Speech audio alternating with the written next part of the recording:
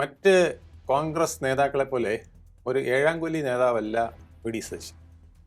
V D Satheesan നമ്മൾ ഇതുവരെ കണ്ടിട്ടുള്ളതിൽ K കരുണാകരന് ശേഷം ഇപ്പോഴത്തെ കണക്ക് വെച്ചിട്ട് കെ കരുണാകരന് ശേഷം തന്ത്രങ്ങളുടെ ഒരാശാനാണ്. 102 സീറ്റിൻ്റെ ഭൂരിപക്ഷമുള്ള ഒരു മന്ത്രിസഭയിലെ ന്യൂനപക്ഷ മുഖ്യമന്ത്രിയാണ് വി ഡി സതീശൻ എന്ന് പറഞ്ഞാൽ തെറ്റില്ല എന്നാണ് എനിക്ക് തോന്നുന്നത്. ഈ മന്ത്രിസഭയിൽ നേരെ നിൽക്കാൻ കഴിഞ്ഞില്ലെങ്കിൽ UDF ശിഥിലമാകും, ലീഗ് അതിനേക്കാൾ വലിയ പ്രതിസന്ധിയിലാവും. പിണറായി വിജയൻ പല്ലുകൊഴിഞ്ഞ സിംഹമെന്ന് നമ്മൾ തെറ്റിദ്ധരിക്കരുത്. ഇപ്പോഴും അദ്ദേഹത്തിന് ചില കാര്യങ്ങളൊക്കെ ചെയ്യാൻ കഴിയും. അതേ ഏതറ്റം വരെയും പോകുന്ന ആളാണ്. അതാണ് അദ്ദേഹത്തിൻ്റെ ഒരു സിറ്റുവേഷൻ. അതായത് എനിക്ക് ബുദ്ധിമുട്ട് വന്നു അല്ലെങ്കിൽ എൻ്റെ നിലനിൽപ്പിനെ ബാധിക്കുന്നു എന്ന് തോന്നിയാൽ ഏതറ്റം വരെയും അദ്ദേഹം പോകും. 3 എന്ന് പറയുന്നത് ഒരു ചെറിയ സംഖ്യയല്ല BJP സംബന്ധിച്ചിടത്തോളം, മനസ്സിലായില്ലേ? അത് 30 പേരുടെ ഒരു ചാൻസിന് 3 പേരെ അവർക്ക് കിട്ടിയുള്ളന്നേ ഉള്ളൂ.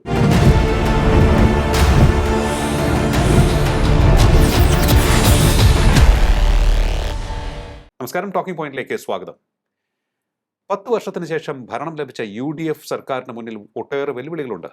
മുഖ്യമന്ത്രി വി ഡി സതീശന് മുന്നിൽ വെല്ലുവിളികൾ അതിലേറെ ശക്തവുമാണ്. അദ്ദേഹം നേരിടാൻ പോകുന്ന വെല്ലുവിളികളെക്കുറിച്ച് ഏതാനും ദിവസങ്ങൾക്ക് മുൻപ് ഞങ്ങൾ ഒരു എപ്പിസോഡ് പബ്ലിഷ് ചെയ്തിരുന്നു. അതിൻ്റെ 2ാം ഭാഗമാണ് ഇന്ന്. അദ്ദേഹം നേരിടാൻ പോകുന്ന രാഷ്ട്രീയ സാമുദായിക വെല്ലുവിളികളെക്കുറിച്ച് ഇന്ന് വിശദമായി തന്നെ നമുക്ക് ചർച്ച ചെയ്യാം. നമ്മോടൊപ്പം ചേരുന്നു രാഷ്ട്രീയ നിരീക്ഷകൻ അഡ്വക്കേറ്റ് വേണുഗോപാൽ MS. നമസ്കാരം സർ, ടോക്കിംഗ് പോയിന്റിലേക്ക് സ്വാഗതം. നമസ്കാരം. രാഷ്ട്രീയമായിട്ടുള്ള വെല്ലുവിളികളുണ്ട്, അതുപോലെ തന്നെ സാമുദായിക വെല്ലുവിളികളുണ്ട്, സാമൂഹ്യ വെല്ലുവിളികളുണ്ട്. ഇതിനെയൊക്കെ തന്നെ എങ്ങനെയാണ് വി ഡി സതീശൻ നേരിടാൻ പോകുന്നത് എന്ന് കാത്തിരിക്കുകയാണ് കേരളം. ആദ്യം നമുക്ക് രാഷ്ട്രീയ വെല്ലുവിളികളെക്കുറിച്ച് നോക്കാം. അദ്ദേഹത്തിൻ്റെ പാളയത്തിനുള്ളിൽ തന്നെയുള്ള വെല്ലുവിളികളുണ്ട്, മുന്നണിക്കുള്ളിലുള്ള വെല്ലുവിളികളുണ്ട്, അല്ലേ? പിന്നെ അതിന് പുറമെ ഓപ്പോസിഷന്റെ വെല്ലുവിളിയും.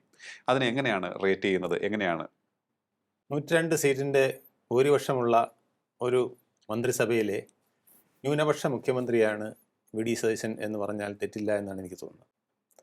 കാരണം ആ മന്ത്രിസഭയിലെ മന്ത്രിമാരിൽ പ്രധാനികൾ എല്ലാം തന്നെ അദ്ദേഹത്തിൻ്റെ കൂടെയാണോ എന്ന് ചോദിച്ചാൽ കൂടെയാണ്, പക്ഷേ കൂടെ അല്ലാതാകാനും സാധ്യതയുള്ളവരാണ്. അതുപോലെ തന്നെ അദ്ദേഹത്തിൻ്റെ 102 അംഗ നിയമസഭാ കക്ഷിയിലെ നേതാവ് അദ്ദേഹമാണ്. പക്ഷേ എല്ലാവരും അദ്ദേഹത്തോടൊപ്പമാണോ എന്ന് ചോദിച്ചാൽ നമ്മൾ ഹൈക്കമാൻഡ് തലയെണ്ണിയപ്പോൾ കണ്ടതാണ് എത്ര പേര് അദ്ദേഹത്തോടൊപ്പം ഉണ്ട് എന്നുള്ളത്. കെ സി വേണുഗോപാൽ പക്ഷത്തിന് മൃഗീയ ഭൂരിപക്ഷം, അല്ലേ? തീർച്ചയായിട്ടും. അതായത് വലിയ ഒരു ഞാണിന്മേൽ കളിയാണ് ഇപ്പോൾ ശ്രീ വി ഡി സതീശൻ നടത്തിക്കൊണ്ടിരിക്കുന്നത് എന്നുള്ളത് നമ്മളെല്ലാവരും മനസ്സിലാക്കി കഴിഞ്ഞ ഒരു സത്യം. അതായത് ചിലരൊക്കെ പറയുന്നു, അധിക കാലമുണ്ടെങ്കിൽ ഭാഗ്യം വി ഡി സതീശന് ഈ മുഖ്യമന്ത്രി കസേരയിൽ ഇരിക്കാൻ സാധിക്കുന്നത്, അങ്ങനെയാണ് പറയുന്നത്. അത് എന്നോട് യോജിക്കുന്നുണ്ടോ? അല്ല, അതിനോട് ഞാൻ പൂർണ്ണമായിട്ട് യോജിക്കുന്നില്ല. കാരണം മറ്റ് കോൺഗ്രസ് നേതാക്കളെ പോലെ ഒരു ഏഴാംകൊല്ലി നേതാവല്ല V D Satheesan. V D Satheesan നമ്മൾ ഇതുവരെ കണ്ടിട്ടുള്ളതിൽ കെ കരുണാകരന് ശേഷം ഇപ്പോഴത്തെ കണക്ക് വെച്ചിട്ട് കെ കരുണാകരന് ശേഷം തന്ത്രങ്ങളുടെ ഒരാശാനാണ് എന്നുള്ളതാണ് ഞാൻ മനസ്സിലാക്കിയിട്ടുള്ളത്. അദ്ദേഹത്തിൻ്റെ ഓരോ പ്രവർത്തനത്തിലും അദ്ദേഹം ആ തന്ത്രം കാണിച്ചിട്ടുണ്ട്. അദ്ദേഹം നിയമസഭാ കക്ഷി നേതാവാകുന്നതിന് ബുദ്ധിമുട്ട് വന്നപ്പോൾ അദ്ദേഹം ബസ്സിൽ നിന്ന് ഇറങ്ങി നടന്ന് മുഖ്യമന്ത്രി പദവിയിലേക്ക് പോയത് എങ്ങനെയാണെന്ന് നമ്മൾ കണ്ടതാണ്. അത് കഴിഞ്ഞ് അദ്ദേഹത്തിൻ്റെ മന്ത്രിസഭാ രൂപീകരണം വന്നപ്പോൾ അദ്ദേഹം അനായാസമായിട്ട് ഇത് പരിഹരിക്കുമെന്ന് നമ്മൾ വിചാരിച്ചില്ല, പക്ഷേ അത് പരിഹരിച്ചു എന്നുള്ളതാണ് സത്യം. അതിലൊരുപാട് നഷ്ടങ്ങൾ അദ്ദേഹത്തിന് വന്നിട്ടുണ്ടാവാം, പക്ഷേ അത് തൻ്റെ മേൽ കൊള്ളാതെ മുന്നോട്ട് കൊണ്ടുപോകാനുള്ള തന്ത്രജ്ഞത അദ്ദേഹത്തിനുണ്ട് എന്നുള്ളതാണ് നമുക്ക് കാണേണ്ടത്. എങ്കിലും ഈ മുഖ്യമന്ത്രി ആര് എന്നുള്ളത് തീരുമാനിക്കാൻ ഇത്രയും ദിവസം, അതിനുശേഷം ഈ വകുപ്പ് വിഭജനം സംബന്ധിച്ചുള്ള കാര്യത്തിലും കുറേയേറെ തർക്കങ്ങളൊക്കെ ഉണ്ടായിരുന്നു. ഇപ്പോഴും തർക്കം നിലനിൽക്കുകയായിരുന്നു. അത് ഒരു വിധത്തിൽ ഗവർണറുടെ അവിടെ എഴുതി കൊടുത്ത് സമ്മതിപ്പിച്ചു എന്നുള്ളതല്ലാതെ നമ്മൾ വിദ്യാഭ്യാസ വകുപ്പ്, ഫിഷറീസ് വകുപ്പ് ഇതൊക്കെ സംബന്ധിച്ച് നടന്ന തർക്കങ്ങൾ നമുക്കറിയാമല്ലോ. വനം വകുപ്പിനെ കുറിച്ചും റവന്യൂ വകുപ്പിനെ കുറിച്ചും ഒക്കെ. KPC പ്രസിഡന്റ് സണ്ണി ജോസഫിന് റവന്യൂ കിട്ടുമെന്ന് പറഞ്ഞ് കിട്ടിയില്ല. വൈദ്യുതി വകുപ്പാണ്, അത് വൈദ്യുതി വകുപ്പിലേക്ക് മാറി. AP അനിൽകുമാറിലേക്ക് പോയി. ഏറ്റവും പ്രധാന AP അനിൽകുമാറിലേക്ക് പോയി. അപ്പോൾ അതെന്തുകൊണ്ടാണ്? അത് KCയുടെ കരാള കസ്തങ്ങൾ ഇപ്പോഴും അവിടെ ഇവിടെയൊക്കെ നിൽപ്പുണ്ട് എന്നുള്ളത് നമ്മൾ മനസ്സിലാക്കേണ്ടതാണ്. KCയുടെ ടീമിൽ ഏറ്റവും ശക്തനായ ഒരു വക്താവ് എന്ന് വേണമെങ്കിൽ പറയാം, അല്ലേ? തീർച്ചയായിട്ടും അനിൽകുമാർ ശക്തനായ ഒരു വക്താവാണ്. അത് ഒളിഞ്ഞും തെളിഞ്ഞും ഇനി പല കാര്യങ്ങളിലും പുറത്തു വരും.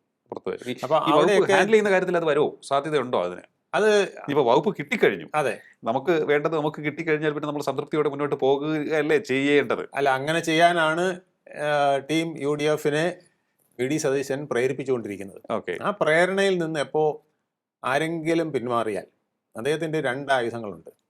ഒന്ന്, ഞാൻ രാജിവെക്കും എന്നൊരു ഭീഷണി മുഴക്കിയാൽ കറക്റ്റ്, അതൊരു വീണ്ടും വജ്രായുധമാണ്. ജനം തെരുവിലിറങ്ങും. ഉം. വനവാസത്തിന് പോകുന്നു എന്ന് പറഞ്ഞാൽ പോലും ജനം എനിക്ക് തോന്നുന്നു ആ ഒരു ആയുധം അദ്ദേഹം ഫൈറ്റ് ചെയ്ത് ഇഫക്റ്റീവ് ആയിട്ടുണ്ട്. ഒപ്പം തന്നെ അദ്ദേഹം ലീഗിന്റെ പിന്തുണയും. ഉറങ്ങുമ്പോൾ ചെവി പറഞ്ഞാൽ പോലും ചിലർ ഞെട്ടും. ഉം. കാരണം UDF-ന് ഇത് ഈ മന്ത്രിസഭയിൽ നേരെ നിൽക്കാൻ കഴിഞ്ഞില്ലെങ്കിൽ UDF ശിഥിലമാകും, ലീഗ് അതിനേക്കാൾ വലിയ പ്രതിസന്ധിയിലാവും. ഉം. ഉം. കാരണം അപ്പുറത്ത് നാവും പല്ലുമൊക്കെ ഇങ്ങനെ മിനുക്കിക്കൊണ്ട് ഓരോരുത്തർ നിൽപ്പുണ്ട്. ഉം. ഉം.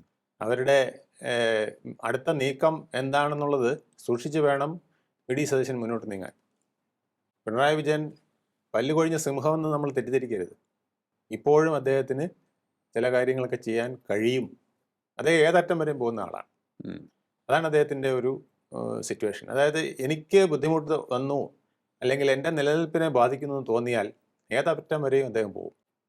അത് വി ഡി സതീശന് അറിയാമെന്നാണ് എനിക്ക് തോന്നുന്നത്, മറ്റു പലർക്കും അറിഞ്ഞുകൂടെങ്കിലും. അപ്പം എല്ലാവരും വിചാരിക്കും അദ്ദേഹം ചത്ത കുതിരയാണ്. അല്ല, ഇപ്പോഴും അദ്ദേഹത്തിന് പല കാര്യങ്ങളും നയിക്കാൻ കഴിയും. കഴിഞ്ഞ ദിവസം അദ്ദേഹം പറഞ്ഞപ്പോൾ പലരും കളിയാക്കി, ഞാൻ പിന്നെ വീണ്ടും തിരിച്ചു വരും, അത് അദ്ദേഹത്തിൻ്റെ അണികളെ വരട്ടാനുള്ള ഒരു തന്ത്രമാണെന്നാണ് പലരും ധരിച്ചത്. ഇല്ല, അദ്ദേഹത്തിൻ്റെ കയ്യിൽ ഇപ്പോഴും ചില വജ്രായുധങ്ങളുണ്ട്. പാർട്ടി അദ്ദേഹത്തിൻ്റെ കയ്യിൽ നിൽക്കുമെങ്കിൽ ബാക്കി കൊണ്ടുപോകേണ്ടത് എങ്ങനെയാണെന്ന് അദ്ദേഹത്തിന് അറിയാം. പാർട്ടി കയ്യിൽ നിന്ന് ചിതറിപ്പോയാൽ പിന്നെ രക്ഷയില്ല. പക്ഷേ എനിക്ക് തോന്നുന്നു അദ്ദേഹത്തിന് ഏറ്റവും വലിയൊരു അഡ്വാൻറ്റേജ്, ഓക്കെ നമ്മൾ വി ഡി സതീശനെ കുറിച്ചാണ് സംസാരിക്കുന്നതെങ്കിൽ ഞാനൊരു വാക്ക് ചോദിച്ചോട്ടെ. അതായത് ഇത്രയും ഒരു 1/4 നൂറ്റാണ്ടിലേറെയായി CPM-നെ കൈവെള്ളയിൽ ഇങ്ങനെ മുറുക്കെ പിടിച്ച് പോകുന്ന മറ്റൊരു നേതാവിനെ കണ്ടിട്ടുണ്ടോ? തനിക്ക് ഇഷ്ടമുള്ളപ്പോഴൊക്കെ അമ്മാനമാടും. അതാ ചിലപ്പോൾ നമ്മുടെ വലിയ ഫുട്ബോൾ പ്ലെയർമാർ ചെയ്യുന്ന പോലെ ഇങ്ങനെ പുറകോട്ടിട്ട് കാലുകൊണ്ടടിച്ച് മുമ്പോട്ടിടും. അതെ, ഇങ്ങനെ അത്ഭുതങ്ങൾ കാണിച്ചിട്ടുള്ള ആളാണ്. അതൊരു മാർക്സിസ്റ്റ് പാർട്ടിയിൽ ഒരു നേതാവിനും കഴിയില്ല.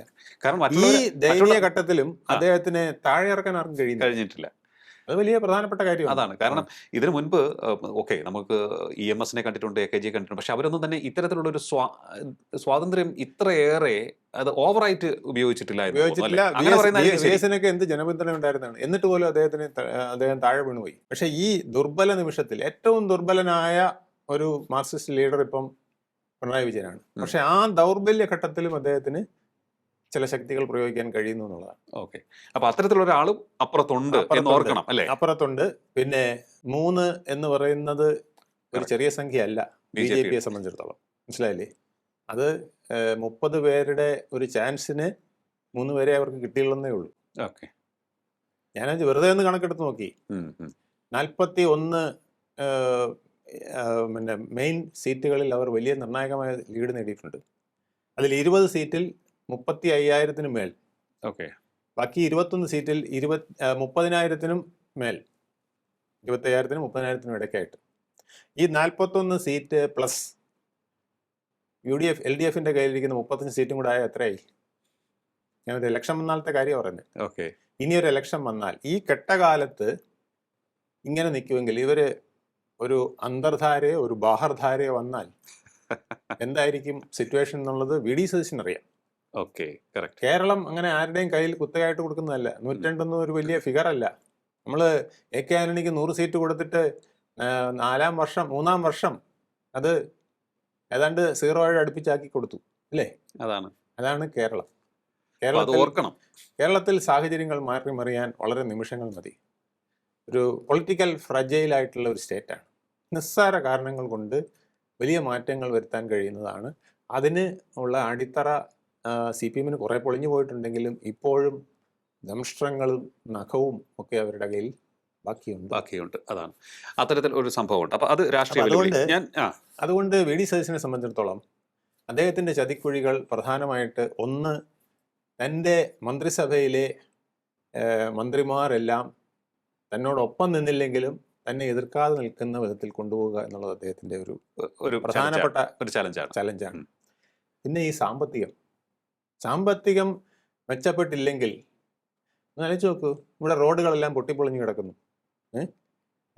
ആശുപത്രിയിൽ വേണ്ട സൗകര്യങ്ങൾ ചെയ്യാനുള്ള പണമില്ല. ഇനി ക്ഷേമ പെൻഷൻ 3000 ആക്കുമെന്ന് പറഞ്ഞു, കൊടുക്കാൻ പറ്റുന്നില്ല. സ്ത്രീകളുടെ യാത്രാ സൗജന്യം പറഞ്ഞു, പക്ഷെ നടപ്പിലാക്കാൻ പറ്റുന്നില്ല. ബാക്കി ഇനി വലിയ സാധനങ്ങളുണ്ട്. 25 ലക്ഷത്തിന്റെ ആരോഗ്യ ഇൻഷുറൻസ് എല്ലാവർക്കും വരികയാണ്. ഇതൊക്കെ എവിടെ നിന്ന് കണ്ടെത്തും? വലിയൊരു ചലഞ്ചാണ് വി ഡി സതീശൻ ഏറ്റുപിടിച്ചിരിക്കുന്നത്.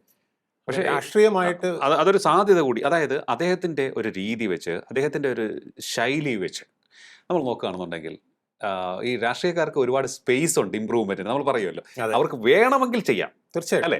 ആ ഒരു ഇച്ഛാശക്തി ഉണ്ടെങ്കിൽ അവർക്ക് ചെയ്യാം. പക്ഷേ ആ ഇച്ഛാശക്തി ആരും കാണിക്കുന്നില്ല. കാരണം അത്ര വേഗത്തിൽ നമ്മൾ ഡെവലപ്മെന്റ് കൊണ്ടുവന്നു കഴിഞ്ഞാൽ, ജനങ്ങളുടെ അടുത്തേക്ക് പോയി കഴിഞ്ഞാൽ നമുക്കെന്ത് ഗുണം? അല്ലെങ്കിൽ ഇതിങ്ങനെ മെല്ലെ മെല്ലെ മെല്ലെ കൊണ്ടുപോകണം. ജനങ്ങളെ കൊതിപ്പിച്ച് പോകാൻ വേണ്ടി, രാഷ്ട്രീയ മുതലെടുപ്പ് നടത്താൻ വേണ്ടി ജനങ്ങളെ, ആ ഒരു ശൈലി നമ്മൾ കണ്ടിട്ടുണ്ട് ഇതുവരെ, അല്ലെ? പല നേതാക്കൾ. അതൊരു തെറ്റായ ശൈലിയാണ്. അത് മാർക്സിസ്റ്റ് പാർട്ടി പലപ്പോഴും പിന്തുടർന്നിട്ടുണ്ട്. അതായത് കുറേശ്ശെ കാര്യങ്ങൾ കൊടുക്കാവൂ, പെട്ടെന്ന് കൊടുത്തു കഴിഞ്ഞാൽ എല്ലാം കൂടെ തീർന്നു പോകും, പിന്നെ നമുക്ക് ആളെ കിട്ടില്ല എന്നത് തെറ്റിദ്ധാരണയുണ്ട്. പക്ഷെ അങ്ങനെയല്ല.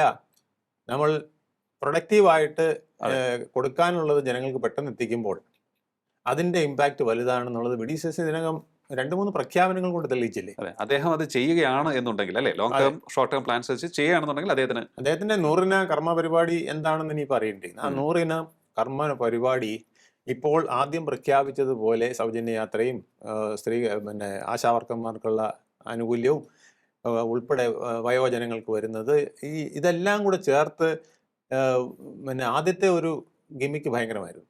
അത് ജനങ്ങൾക്ക് വളരെ ഇഷ്ടപ്പെട്ടു കഴിഞ്ഞു. പിന്നെ ഏറ്റവും വലുത് ജനങ്ങളെ കയ്യിലെടുക്കാൻ ഇപ്പം അദ്ദേഹം 63 പേരെയോ 102 പേരെയോ അല്ല നോക്കുന്നതെന്ന് അദ്ദേഹത്തിന്റെ ഒന്നാമത്തെ വാർത്താ സമ്മേളനം മുതൽ ഇന്നലെ നടന്നത് വരെ നമുക്ക് മനസ്സിലായിട്ടുണ്ട്. അതായത് ജനങ്ങൾ എന്നോടൊപ്പം നിൽക്കണം, അതിന് ഞാൻ എങ്ങനെ പെരുമാറണം, അതാണ് അദ്ദേഹം നോക്കുന്നത്. അതെ, ഈ സെക്രട്ടേറിയറ്റിൽ നിന്ന് ഞാൻ ഇറങ്ങുന്നു എന്ന് പറഞ്ഞാൽ അയ്യോ മുഖ്യമന്ത്രി പോകരുതേ എന്ന് പറയുന്ന ഒരു ജനത വേണം. അത് അദ്ദേഹത്തിന് അറിയാം. അതാണ് അദ്ദേഹത്തിന്റെ ബലം എന്ന് അദ്ദേഹത്തിന് അറിയാം. ഓക്കെ, ആ നമ്പറിലാണ് അദ്ദേഹത്തിന്റെ കളി. അല്ലാതെ അദ്ദേഹം മന്ത്രിസഭയിൽ ആരൊക്കെ ഉണ്ട് അല്ലെങ്കിൽ നിയമസഭയിൽ ആരുണ്ടെന്ന് നോക്കിയല്ല അദ്ദേഹം കളിക്കുന്നത്. ഒരു കാര്യം കൂടി ഈ രാഷ്ട്രീയ വിഷയത്തിൽ ഞാൻ ഒന്നുകൂടി ചോദിച്ചോട്ടെ. അതായത് ലീഗിന്റെ പിന്തുണ വളരെ നിർണായകമായ ഒരു കാര്യമാണ് വി ഡി സതീശൻ മുഖ്യമന്ത്രി കസേരയിൽ എത്തിക്കുന്നതിൽ, അല്ലെ? തീർച്ചയായിട്ടും. ഇനിയിപ്പോ ഈ മുഖ്യമന്ത്രി കസേരയിൽ നിന്നും ആരെങ്കിലും അദ്ദേഹത്തെ താഴെ ഇറക്കാൻ ആഗ്രഹിക്കുന്നു എങ്കിൽ, അപ്പോൾ അവരുടെ അവർ ഈ ലീഗ് നേതൃത്വത്തെ ഒപ്പം നിർത്താനുള്ള ഒരു ശ്രമം തുടർച്ചയായി ചെയ്തുകൊണ്ടിരിക്കില്ലേ? ഇപ്പോൾ തന്നെ തുടങ്ങിക്കഴിഞ്ഞല്ലോ. യോഗനാഥത്തിലെ പിന്നെ വെല്ലാപ്പള്ളിയുടെ ലേഖനത്തെക്കുറിച്ച് കെ സി വേണുഗോപാൽ വിമർശിച്ചുകൊണ്ട് പറഞ്ഞു കഴിഞ്ഞു, അങ്ങനെ ആരെയും ചാടിക്കയറി വിമർശിക്കരുത്, വർഗീയമായിട്ട് അത്തരത്തിൽ പാടില്ല എന്ന് പറഞ്ഞ് വി ഡി സതീശന്റെ ലൈൻ അതിനേക്കാൾ സ്വല്പം കൂടെ എടുത്തുകൊണ്ട് മുന്നോട്ട് വന്നത് നമ്മൾ കാണേണ്ടതാണ്. ഏറ്റവും പ്രധാനം, പിന്നെ പിച്ചി ചീന്തിയില്ലേ നിങ്ങൾക്ക്, ഇനിയും മതിയായില്ലേ എന്ന് ചോദിച്ചപ്പം മുറിവ് എവിടെയായിരിക്കുന്നതെന്ന് നമുക്ക് മനസ്സിലായി. അപ്പൊ എത്ര വലിയ പിച്ചി ചീന്തല്ല, അല്ലേ? മറക്കില്ല, പൊറുക്കില്ല. ചിരിയൊരു മറയായി കൊണ്ടുവന്നെങ്കിലും ഏറ്റ മുറിവ് മറക്കില്ല. ചിരിച്ചതല്ലോ അത് പല്ല് മാത്രം വെളി കാണിച്ചതല്ലേ. നിങ്ങൾ ഓരോരുത്തരും ആ ഫോട്ടോ, പഴയ വീഡിയോകളൊന്നും എടുത്ത് നോക്ക്. സത്യപ്രതിജ്ഞാ ചടങ്ങിലെ കെ സി വേണുഗോപാലിന്റെ പഴയ വീഡിയോകൾ നോക്ക്. ചുണ്ടകറ്റുക എന്ന ഒരു മസ്തിഷ്ക ജോലി മാത്രമാണ് അദ്ദേഹം ചെയ്തത്. അദ്ദേഹം ചിരിക്കുകയല്ല ചെയ്തത്, ചുണ്ടിങ്ങനെ അനക്കി എന്ന് മാത്രമാണ്. അപ്പോൾ പല്ല് വെളിയിൽ വന്നു, അല്ലാതെ അദ്ദേഹം ചിരിച്ചിട്ടില്ല. പത്രക്കാരോട് പറഞ്ഞാണ് ഏറ്റവും എനിക്ക് പ്രധാനമായിട്ട് തോന്നിയത്. പിച്ചി ചീന്തിയത് മതിയായില്ലേ നിങ്ങൾക്ക് എന്ന് പറഞ്ഞത് പത്രക്കാരോടല്ല, ആരാണ് പിച്ചി ചീന്തിയെന്നുള്ള അദ്ദേഹത്തിന്റെ ഉള്ളിലുണ്ട്. പിന്നെ വേറൊന്ന്, ഹൈക്കമാൻഡിനെ ലോ കമാൻഡ് ആയിക്കൊണ്ടാണ് വി ഡി സതീശൻ മുഖ്യമന്ത്രി ആയത്. അത് നമ്മൾ തള്ളിക്കളയാൻ പറ്റില്ല. ഇന്ന് വരെ ഇന്ത്യയിൽ ഒരു മുഖ്യമന്ത്രി അങ്ങനെ ചെയ്തിട്ടില്ല. ശിവകുമാർ, ഡി കെ ശിവകുമാറിന് അത് പറ്റിയിട്ടില്ല. രാജസ്ഥാനില് ഗെലോട്ടിന് എതിരെ നിന്ന പിന്നെ സച്ചിൻ പൈലറ്റിന് അത് പറ്റിയിട്ടില്ല. മധ്യപ്രദേശിൽ അത് പറ്റിയിട്ടില്ല ജ്യോതിരാദിത്യ സിന്ധ്യക്ക്. പക്ഷെ ഇവിടെ വി ഡി സതീശന് അത് പറ്റി. അത് വല്ലാത്തൊരു മുറിവ് ഹൈക്കമാൻഡിലും ഉണ്ടാക്കിയിട്ടുണ്ട്, അല്ലേ? യാതൊരു സംശയമില്ല. അപ്പൊ പൊളിറ്റിക്കൽ സതീശന് കൈ കൊടുത്തതേ ഉള്ളൂ. രമേശ് ചെന്നിത്തല കെട്ടിപ്പിടിച്ചു രാഹുൽ ഗാന്ധി. നമ്മളത് കാണണം. ഇതൊക്കെ ഓരോ ബോഡി ലാംഗ്വേജസ് ആണ്. അല്ല, ഇതിനകത്തൊക്കെ ഒരുപാട് കഥകളുണ്ട്, അർത്ഥങ്ങളുണ്ട്. ഇതെല്ലാം അദ്ദേഹത്തിന് നല്ലപോലെ അറിയുകയും ചെയ്യാം. വി ഡി സതീശനെ സംബന്ധിച്ച് പൊളിറ്റിക്കൽ പ്രഷർ സ്ട്രോങ് ആണ്. പക്ഷേ വി ഡി സതീശൻ എന്ന നേതാവിന് ഇതിനെല്ലാം അതിജീവിക്കാനുള്ള ആ ഒരു സ്കില്ലുണ്ട്, അദ്ദേഹത്തിന്റെ ക്വാളിറ്റിയും ഉണ്ട്, അല്ലെ? രണ്ടുമുണ്ട്. പക്ഷെ അത് എത്രത്തോളം ഇനിയുള്ള കാലങ്ങളിൽ വിജയിക്കുമെന്നുള്ളത് അദ്ദേഹം ജനങ്ങൾക്ക് ഡെലിവർ ചെയ്യുന്ന കാര്യങ്ങളിൽ പ്രധാനമാണ്. രണ്ടാമത് ഈ സാമുദായിക വിഷയം അത് വളരെ പ്രധാനപ്പെട്ട ഒന്നാണ്. സാമുദായിക വെല്ലുവിളികൾ അല്ലെങ്കിൽ പരിഹരിക്കേണ്ട വിഷയങ്ങൾ, കൂടെ നിർത്തേണ്ട വിഷയങ്ങൾ, അതിൽ ഏത് കാര്യത്തിനായിരിക്കും വി ഡി സതീശൻ മുൻഗണന കൊടുക്കേണ്ടതെന്നാണ് അങ്ങയുടെ അഭിപ്രായം? മുൻഗണന കൊടുക്കേണ്ടത് അദ്ദേഹം തന്നെ ഇന്നലെ നിശ്ചയിച്ചു കഴിഞ്ഞു. ഇന്നലെ അദ്ദേഹം പറഞ്ഞു, അരമനയിൽ പോകുന്നതിന്റെ കാര്യം പറഞ്ഞപ്പോൾ, ഞാൻ അരമനയിൽ പോരുതെന്നും പറഞ്ഞിട്ടില്ലല്ലോ, തിണ്ണനിരങ്ങരുതെന്ന് ഞാൻ പറഞ്ഞിട്ടില്ലല്ലോ. ഞാൻ എന്നെ വിഷമിപ്പിച്ച, എന്നെ വേദനിപ്പിച്ച ചിലരൊക്കെ ഉണ്ട്, അവരുടെ അടുത്ത് വരെ ഞാൻ പോകും. ശിവഗിരി മഠത്തിൽ ഞാൻ പോകും. അത് കഴിഞ്ഞ് പിന്നെ എന്നെ വിഷമിപ്പിച്ചവരുടെ അടുത്തും പോകും എന്ന് പറഞ്ഞാൽ വെള്ളാപ്പള്ളിയുടെ അടുത്തും സുകുമാരൻ നായരുടെ അടുത്തും ഒക്കെ പോകും എന്നുള്ളതാണ് എൻ്റെ അർത്ഥം. അപ്പൊ അദ്ദേഹത്തിന് കാര്യങ്ങൾ അറിയാം. ഈ മന്ത്രിസഭ എങ്ങനെയാണ് നിലനിൽക്കുന്നത്, ജനങ്ങളുടെ മുന്നിൽ ഒരു ഇംപ്രഷൻ ഉള്ളത് എങ്ങനെയാണ്, അല്ലെങ്കിൽ പ്രതിപക്ഷം നാളെ കൊണ്ടുവരാൻ പോകുന്ന ഇംപ്രഷൻ എന്താണെന്ന് അദ്ദേഹത്തിന് അറിയാം. ആ ഇംപ്രഷൻ പൊളിക്കാൻ കഴിഞ്ഞില്ലെങ്കിൽ എനിക്ക് നിൽക്കാൻ ബുദ്ധിമുട്ടാകും എന്ന് അദ്ദേഹത്തിന് നല്ല ബോധ്യമുണ്ട്. കാരണം കൊണ്ടുവരാൻ പോകുന്ന ആ ഒരു ഇംപ്രഷൻ എന്ന് പറയുന്നത് ന്യൂനപക്ഷങ്ങളെ മാത്രം, അതായത് തലോടുന്ന പുകമറ സൃഷ്ടിച്ചുകൊണ്ട് ഇവിടെ ഭരിക്കാൻ കഴിയില്ല എന്ന് പിണറായി വിജയന്റെ അനുഭവം വെച്ചിട്ട് വി ഡി സതീശന് നല്ലപോലെ മനസ്സിലായി. അല്ലെങ്കിൽ തന്നെ അദ്ദേഹത്തിന് അറിയാം. പക്ഷേ ഇപ്പോൾ വന്നിരിക്കുന്ന അനുഭവങ്ങൾ വെച്ചിട്ട്, അതായത് ഞാൻ മതേതരവാദിയാണ് എന്ന് പറഞ്ഞുകൊണ്ട് ന്യൂനപക്ഷങ്ങൾക്ക് വേണ്ടി നിൽക്കുന്ന ഒരു സംവിധാനം അദ്ദേഹത്തിന് കൊണ്ടുപോകാൻ കഴിയില്ല. ഇപ്പൊ തന്നെ വകുപ്പുകൾ നോക്ക്, എല്ലാ പ്രധാനപ്പെട്ട വകുപ്പുകളും, വ്യവസായം, വിദ്യാഭ്യാസം, തദ്ദേശ സ്വയംഭരണം, ഫിഷറീസ് ഞാൻ ഒരിക്കലും പ്രതീക്ഷിച്ചില്ല മുസ്ലിം ലീഗ് ഇങ്ങനെ ഏറ്റെടുക്കുമെന്ന്. എനിക്ക് തോന്നുന്നു അത് ഞാൻ ആദ്യം പ്രതീക്ഷിച്ചത് ഷിബു ബേബി ജോണിന് കിട്ടുമെന്നാണ് ഞാൻ വിചാരിച്ചത്. അതെ, അത് ഷിബു ബേബി ജോണിന് കൊടുത്തിരുന്നെങ്കിൽ ലാറ്റിൻ ക്രിസ്ത്യനും അത്രയും ബഹളം വെക്കില്ലായിരുന്നു. അതെ, യൂജിൻ പെരേര അടക്കമുള്ളവർ പറഞ്ഞു കടലിനെ അറിയാവുന്നവനെ കൊടുക്കാവുന്നു. കടലിനെ അറിയാവുന്നെന്ന് പറഞ്ഞാൽ മത്സ്യത്തെ അറിയാവുന്നല്ല പറഞ്ഞിരിക്കുന്നത്, കടലിനെ അറിയാവുന്നതാണ്. ഫിഷറീസ് ഡിപ്പാർട്ട്മെന്റ് ഭയങ്കര മർമ്മപ്രധാനമായ ഡിപ്പാർട്ട്മെന്റ്. ഖജനാവിൽ പണമില്ല, പക്ഷേ ഫിഷറീസ് ഡിപ്പാർട്ട്മെന്റിന്റെ ബോട്ടുകൾ, ഫിഷറീസ് ഡിപ്പാർട്ട്മെന്റിന്റെ കീഴിലുള്ള പ്രൈവറ്റ് ബോട്ടുകൾ ഓടുമ്പോൾ ലക്ഷങ്ങളാണ് കരക്കടിയുന്നത്. നീണ്ടകരയിൽ മാത്രം ഒരു ദിവസം 1 കോടി 2 കോടിയൊക്കെയാണ് കളക്ഷൻ. ഇങ്ങനെ തെക്ക് മുതൽ വടക്ക് വരെ എത്ര കോടികളാണ് വരുന്നത് അറിയാമോ? പിന്നെ നിങ്ങൾക്ക് എന്ത് ചെയ്യണമെങ്കിലും അതിന് സൗകര്യമുണ്ട്. മയക്കുമരുന്ന് കടത്തുന്നതും ഈ പിന്നെ ബോട്ടുകളിലൂടെയാണ്. നിങ്ങൾക്ക് പണം FCRAയിൽ പണം വരുന്നത് ബാങ്കിൽ കൂടെയാണെങ്കിൽ ഇവിടെ വരുന്നത് ബോട്ടിൽ മത്സ്യബന്ധന പിന്നെ സാധനങ്ങൾക്കിടയിലായിരിക്കും, വലകൾക്കടിയിലായിരിക്കും. അങ്ങനെയൊക്കെ ഒരുപാട് കാര്യങ്ങൾ നടക്കുന്നുണ്ട്. വലിയ കപ്പലുകൾ അവിടെ അടിയാറുണ്ട് പിന്നെ സമുദ്രത്തിൽ. അവിടെ പലതും ഇതിലേക്ക് ട്രാൻസ്ഫർ ചെയ്യാറുണ്ട്. ഇതൊന്നും കോസ്റ്റൽ ഗാർഡിനൊന്നും പൂർണ്ണമായിട്ട് നോക്കാൻ കഴിയില്ല, കേന്ദ്ര ഗവൺമെന്റിനും പൂർണ്ണമായിട്ട് നോക്കാൻ കഴിയില്ല. നമ്മുടെ വ്യവസ്ഥാപിതമായ 15 20 ഫിഷിംഗ് ഹാർബറുകൾ അല്ലാതെ പല ഹാർബറുകളും ഇവർക്കുണ്ട്, ഫിഷറീസ് ഡിപ്പാർട്ട്മെന്റിനുണ്ട്. അപ്പൊ അത് ഈ ലാറ്റിൻ സമൂഹത്തിന്റെ ഉള്ളിൽ ഒരു മുറിവായി നിലനിൽക്കില്ലേ? കാരണം ഒട്ടുമിക്ക മണ്ഡലങ്ങൾ, ഈവൻ നമ്മുടെ തിരുവനന്തപുരം ലോക്സഭാ മണ്ഡലത്തിലും അവരുടെ വോട്ടാണ് ശശി തരൂരിനെ ജയിപ്പിക്കുന്നത് നിർണായകമായത് എന്നാണ് കണക്കാക്കുന്നത്. അപ്പൊ അങ്ങനെ വരുമ്പോൾ ഇവരെ എങ്ങനെയായിരിക്കും അനുനയിപ്പിക്കുക? അതവിടെയാണ് പ്രധാന പ്രശ്നം. 63 + 22 എന്ന് പറഞ്ഞാൽ 85ആണ്. അത് 70 താഴെ ആയിരുന്നെങ്കിൽ പ്രശ്നമായത്. അതുകൊണ്ടാണ് ലാറ്റിൻ ക്രിസ്ത്യൻ ഇപ്പോൾ ഒന്ന് അടങ്ങിയത്. പക്ഷെ അവരടങ്ങില്ല. അവരുടെ ഏറ്റവും വലിയ ലക്ഷ്യം ഫിഷറീസ് വകുപ്പ് അവർ ഉദ്ദേശിക്കുന്ന ആളിന് കിട്ടണം എന്നുള്ളതാണ്. അതിനകത്ത് ഒരുപാട് കഥയുണ്ട്. ഫിഷറീസ് വകുപ്പ് വിദ്യാഭ്യാസ വകുപ്പ് പോലെ പ്രധാനപ്പെട്ടതാണ് ഫിഷറീസ് വകുപ്പ്. വിദ്യാഭ്യാസ വകുപ്പിൽ ചെയ്യാൻ കഴിയുന്നത് സമൂഹത്തിലെ കുറേ കാര്യങ്ങളും മാനേജ്മെന്റിന്റെ കാര്യങ്ങളും ഒക്കെ ആണെങ്കിൽ അതെല്ലാം പണത്തിന്റെ കളികൾ തന്നെയാണ്. വിദ്യാഭ്യാസ സ്ഥാപനങ്ങൾ നേടിയെടുക്കുക, അതൊക്കെ വളരെ പ്രധാനപ്പെട്ടതാണ്. ഇപ്പം ഏറ്റവും വലിയ സർക്കാരിന്റെ ബാധ്യത എന്താണ്? ഈ ഗ്രാൻഡ് ഇൻ എയ്ഡ്. ഈ ഗ്രാൻഡ് ഇൻ എയ്ഡ് എത്ര കോടിയാണ് കൊടുക്കുന്നത്? അതൊരു വലിയ വകുപ്പാണ്. ഹയർ എഡ്യൂക്കേഷൻ അല്ല, പൊതുവിദ്യാഭ്യാസമാണ് ഏറ്റവും പ്രധാനപ്പെട്ടത്. അത് ലീഗ് കൈക്കലായി കഴിഞ്ഞു. ഇനി അറ്റകുറ്റപ്പണികൾ ചെയ്യുന്ന തദ്ദേശ പിന്നെ PWD അതവർ കൈക്കലായി കഴിഞ്ഞു. വ്യവസായം, വാണിജ്യം, IT ഇതല്ലേ കേരളത്തിന്റെ ചങ്ക്, അത് ലീഗിന്റെ കയ്യിലായി കഴിഞ്ഞു. ഈവൻ രജിസ്ട്രേഷൻ ഡിപ്പാർട്ട്മെന്റ് നിങ്ങളുടെ പേരിലുള്ള വസ്തു വേറെ ഒരാൾക്ക് മാറ്റി എഴുതുകയും തിരിച്ചും മറിച്ചും ഒക്കെ ചെയ്യണമെങ്കിൽ കഴിയുന്ന ഒരു വകുപ്പാണ്. അല്ലാതെ അവിടെ രജിസ്ട്രാർ വാങ്ങിക്കുന്ന കൈക്കൂലി മാത്രമല്ല അതിനകത്തെ പ്രധാന സാധനം. വലിയ മാറ്റങ്ങൾ, തിരിമറികളൊക്കെ നടത്താൻ കഴിയുന്ന ഒരു വകുപ്പാണ് രജിസ്ട്രേഷൻ വകുപ്പ്. ആ രജിസ്ട്രേഷൻ വകുപ്പ് ഇന്ന് കോൺഗ്രസ്സുകാരെ കയ്യിലാണോ എന്ന് ചോദിച്ചാലാണ്, പക്ഷേ അങ്ങനെയല്ല എന്ന് പറയേണ്ടി വരും. ഓക്കെ. അതാണ് ഇതിനകത്ത് ആ ഒരുപാട് ഒരു സാമുദായിക വശം വളരെ ഇമ്പോർട്ടന്റ് ആണ് എന്നാണ്. റവന്യൂ, അതുപോലെ തന്നെ റവന്യൂ വകുപ്പ്. ഉം, ഉം. റവന്യൂ വകുപ്പ് പകുതി ലീഗിന്റെ കയ്യിലും കൂടെയാണ്. കാരണം AP അനിൽകുമാർ പകുതി ലീഗിന്റെ മന്ത്രിയും കൂടെയാണ്. അദ്ദേഹം ലീഗിന് വശംവദനായി നിൽക്കുകയുള്ളൂ. കാരണം വണ്ടൂർ മണ്ഡലത്തിൽ അദ്ദേഹം ജയിക്കണമെങ്കിൽ ലീഗിന്റെ സപ്പോർട്ട് വളരെ വേണം. നിർണായകമാണ്. ഓക്കെ. അദ്ദേഹം ആര്യയുടെ മുഹമ്മദൊന്നുമല്ല. അദ്ദേഹം ഒരിക്കലും ലീഗുമായിട്ട് യുദ്ധത്തിന് പോകില്ല. ലീഗിന് വളരെ സന്തോഷമാണ് റവന്യൂ വകുപ്പും കൂടെ കിട്ടിയതിൽ. പ്രധാന വകുപ്പുകളൊക്കെ എവിടെ നിൽക്കുന്നു? പിന്നെ തലയിൽ മുന്നിട്ട് നടക്കേണ്ട ഒരു വകുപ്പാണ് ഫിനാൻസ് വകുപ്പ് എന്ന് പറഞ്ഞാൽ, നേരെ കൊണ്ടുപോയില്ലെങ്കിൽ ആ വകുപ്പാണ് ഇപ്പോൾ VD സതീശനായിട്ട് ആ ഒരു ചങ്കൂറ്റത്തിനെ ഞാൻ സമ്മതിച്ചിരിക്കുന്നു. അത് അദ്ദേഹം മാറ്റങ്ങൾ ഉണ്ടാക്കിയാൽ വലിയ മാറ്റങ്ങളാണ് ഉണ്ടാവുക. തീർച്ചയായിട്ടും. അപ്പോൾ അത് എന്തായാലും രാഷ്ട്രീയ വശവും സാമുദായിക വശവും ഒക്കെ തന്നെ വളരെ വളരെ വളരെ ഒരു ചലഞ്ചിങ് ആയിട്ടുള്ള ഒരു സിറ്റുവേഷനിലൂടെ കടന്നു പോവുകയാണ്.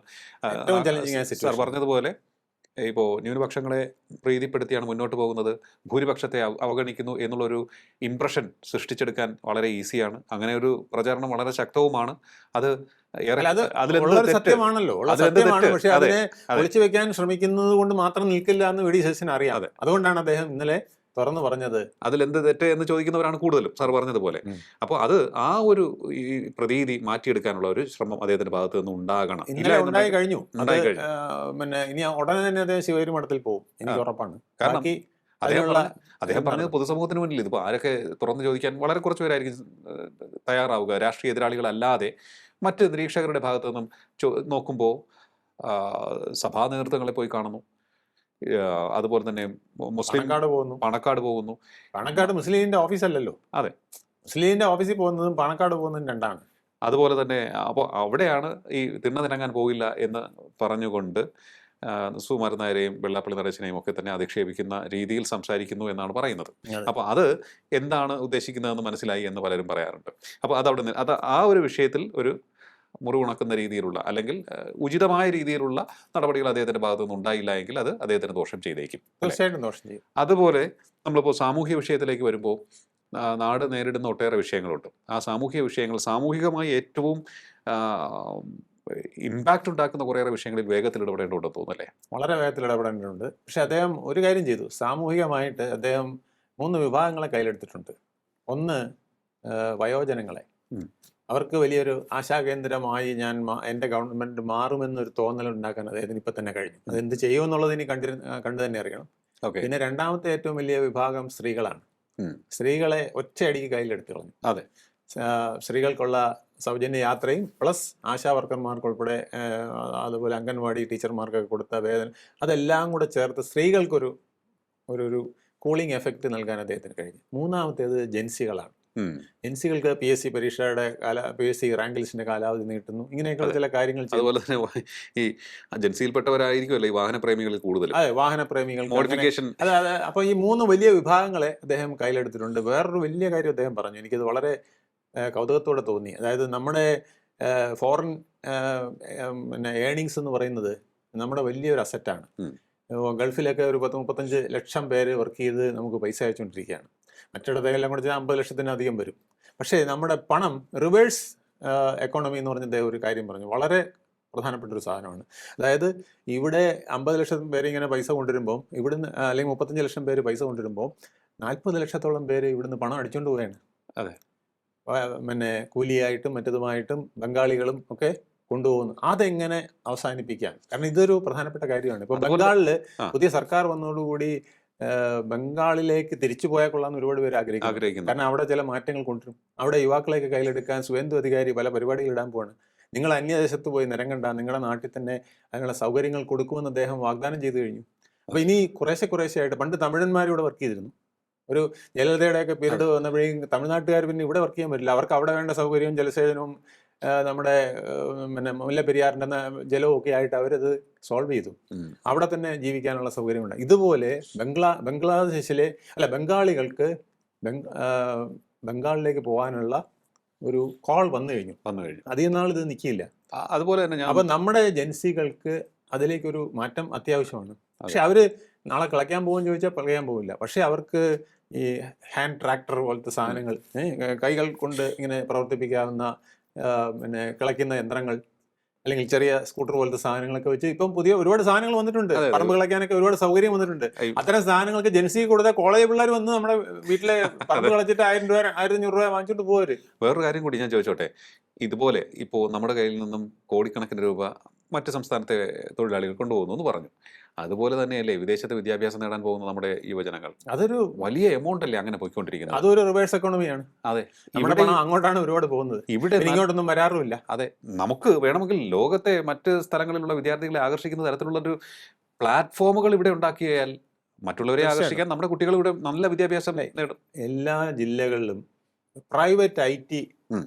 പാർക്കുകൾ, നമ്മുടെ ടെക്നോ പാർക്ക് പോലുള്ള 14 പ്രൈവറ്റ് പാർക്കുകൾക്ക് സ്കോപ്പുണ്ട്. ഉം. അവിടെ സ്ഥലം സർക്കാർ എടുത്തു കൊടുത്താൽ മതി. ഏക്കർ കണക്കിന് സ്ഥലം എടുത്തു കൊടുത്ത് ഇൻഫ്രാസ്ട്രക്ചറും പ്രൊവൈഡ് ചെയ്ത് കഴിഞ്ഞാൽ നമ്മുടെ കുട്ടികൾക്ക്, എഡ്യൂക്കേറ്റഡ് ആയിട്ടുള്ള കുട്ടികൾക്ക് തൊഴിൽ ലഭിക്കാനുള്ള സൗകര്യങ്ങൾ മറ്റുള്ളവർ ഇവിടെ നിന്ന് ചെയ്യും. അതെ, പക്ഷേ അതിനുള്ള എൻവയോൺമെന്റ് ഉണ്ടാക്കി കൊടുക്കണം. ഉണ്ടാക്കി കൊടുക്കണം. ഇൻകുലാബ് സിന്ദാബാദ് നിർത്തുന്ന ഒരു സംവിധാനം വേണം. അതാണ് ഞാൻ പറഞ്ഞത്, ഒരു 5 വർഷത്തേക്ക് സമരവും മൊറട്ടോറിയം നോക്കുകൂലിയും പിടിച്ചുപറിയും ഒക്കെ അവസാനിപ്പിച്ചാൽ പിടിച്ചുപറിയൊക്കെ അവസാനിപ്പിച്ചാൽ VD സതീശൻ ഉദ്ദേശിക്കുന്ന ചില കാര്യങ്ങൾ ചെയ്യാൻ സാധിക്കും. അത് അദ്ദേഹത്തിന്റെ സർക്കാരിനെ സംബന്ധിച്ചോളം വളരെ പ്രധാനപ്പെട്ടതാണ്. അതെ. അദ്ദേഹത്തിന് അച്യുതമേനോന്റെ കൂട്ടൊരു പ്രതിസന്ധിയുണ്ട്. അച്യുതമേനോൻ സർക്കാർ എന്ന് പറഞ്ഞാൽ ന്യൂനപക്ഷ സർക്കാരായിരുന്നു. അതായത് CPIക്കാർക്ക് അന്ന് പിന്നെ 16 സീറ്റോ മറ്റേ ഉണ്ടായിരുന്നുള്ളൂ. 73 പേരുടെ ഭൂരിപക്ഷം അവർക്ക് ഉണ്ടായിരുന്നെങ്കിലും 16 സീറ്റോ മറ്റേ അച്യുതമേനോൻ ഉണ്ടായിരുന്നുള്ളൂ. അത് വെച്ചിട്ടാണ് അദ്ദേഹം മുഖ്യമന്ത്രിയായിട്ട് ഇരുന്നത്.